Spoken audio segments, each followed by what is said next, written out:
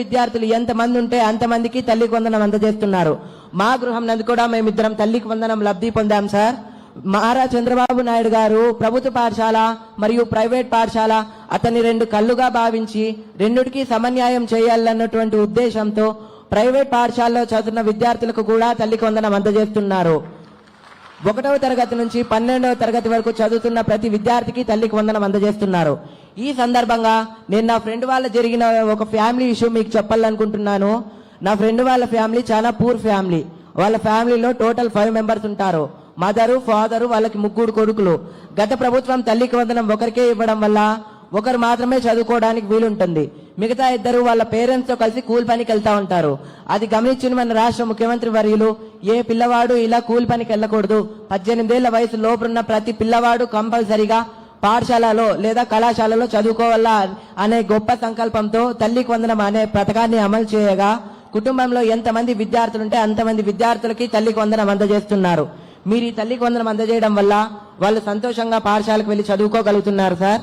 మీరు ఇంత గొప్ప కార్యాన్ని తలపెట్టినందుకు నా హృదయపూర్వక నమస్కారాలు. నేను మీకు మాట ఇస్తున్నాను సార్, మీరు ఈ తల్లికి వందనం క్రింద ఇచ్చిన అమౌంట్ ఏదైతే ఉందో ఇది నేను వృధాగా వాడను. నా పై చదువు కోసం ఉపయోగించి మీ ప్రభుత్వంలోనే నా చదువు అంతా ఫినిష్ చేసి ప్రభుత్వానికి దేశానికి ఉపయోగపడేలా తయారైతానని మాట ఇస్తున్నాను sir. Thanks for giving this golden opportunity.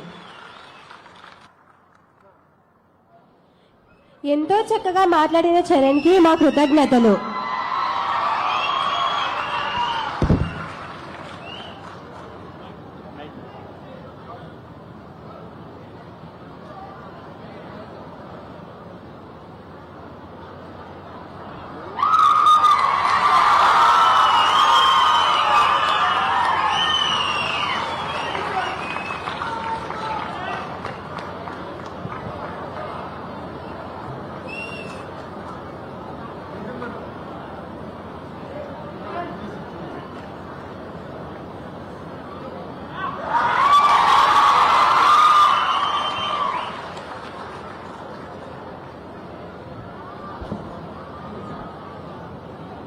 ఎంతో చక్కగా మాట్లాడిన చరణ్కి మా కృతజ్ఞతలు.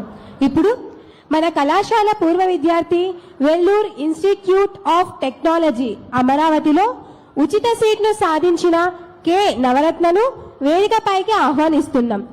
తన విజయ సాధనకు చేసిన కృషిని యువతతో పంచుకోవాలని కోరుకుంటున్నాం.